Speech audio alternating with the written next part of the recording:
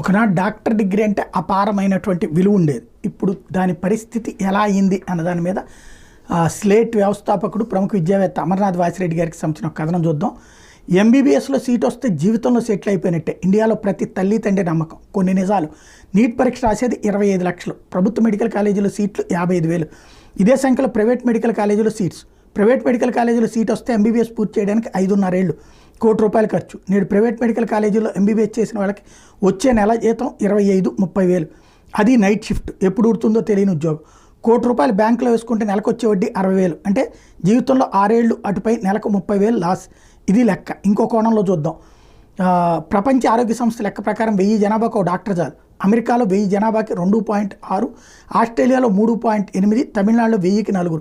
అంటే ప్రపంచ ఆరోగ్య సంస్థ లెక్క కన్నా అమెరికా కన్నా ఆస్ట్రేలియా కన్నా తమిళనాడులో డాక్టర్లు ఎక్కువ. ఇది చాలదన్నట్టు ఆ రాష్ట్రం ఇంకా ప్రైవేట్ మెడికల్ కాలేజీల స్థాపనకు పూనుకుంటుంది. అక్కడ ప్రతి మెడికల్